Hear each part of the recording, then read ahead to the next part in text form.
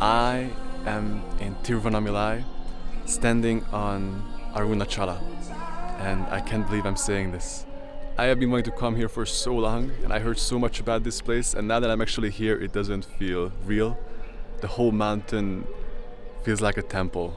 Aruna means red, or like bright, like the fire, but in this case it's referring to Jnana Agni, the fire of wisdom. And Achala is referring to mountain. So this place is called the Mountain of Wisdom. And Ramana Maharshi called this place his guru. This is where he came after he left home, and this is where he lived his life. And he said that Arunachala is the Hridayam, the spiritual heart of the world. This is the manifestation of Om, of the Atman, of the true self in Advaita Vedanta. And Ramana Maharshi said that eventually, at the end, everybody will come to Arunachala. Everybody and everything will return to the Atman, to the heart. And this is the legacy that he left here.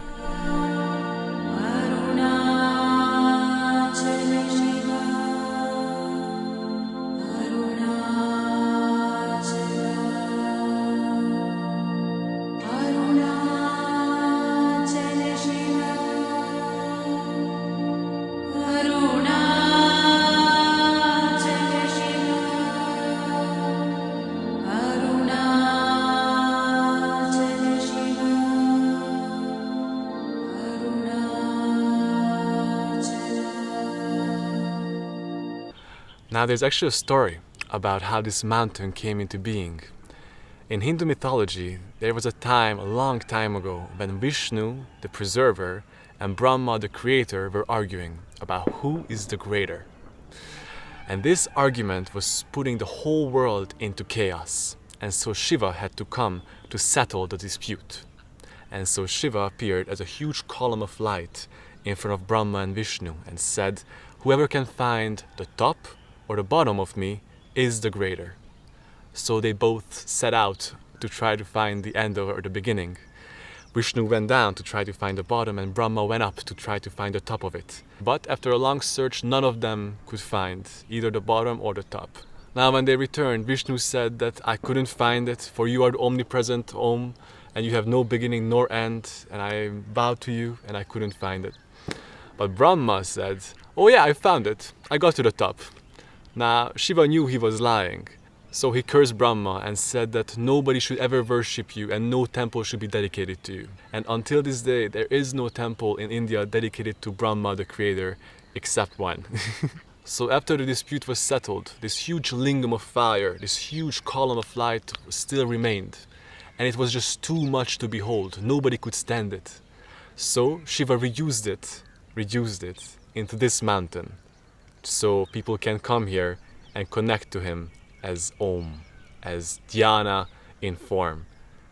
And he, until this day, stays manifested in the form of this mountain, the eternal light in material form.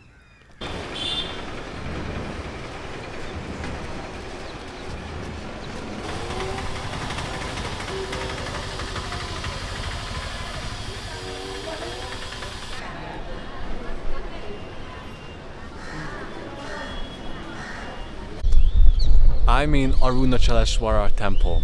This is the largest temple in the world dedicated to Shiva. And Shiva is worshipped in many different aspects. He has different forms. And one of his forms is called Bhutanath, the Lord of the five elements. And in the mantra Om Namah Shivaya, Namah Shivaya stands for the five elements: water, fire, earth, air, and ether. And in South India, 5 temples have been dedicated to these 5 elements and this aspect of Shiva. And the one I'm in right now is called Arunachaleshwara. This is a temple dedicated to Agni, the fire.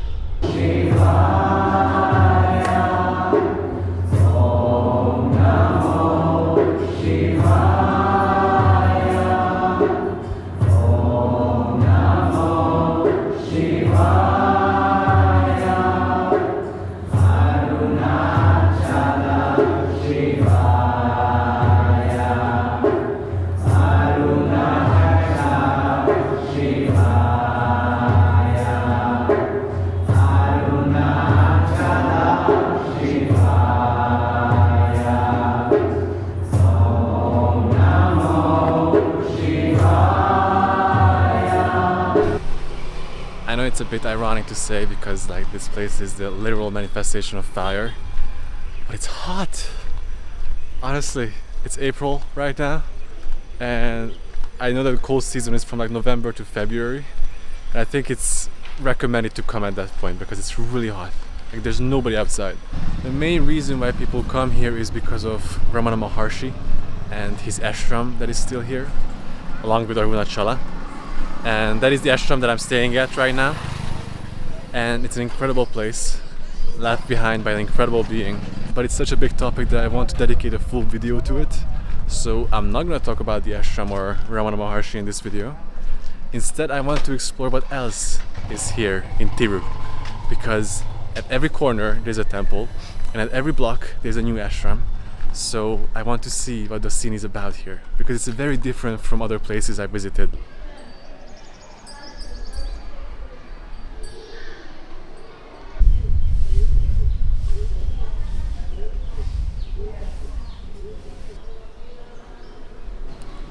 But as I kept going, an intense silence came over me, and I couldn't say anything more.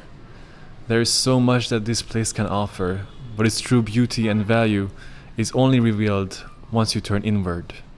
So instead of talking about more information, let's spend the last minute of this video by turning inward.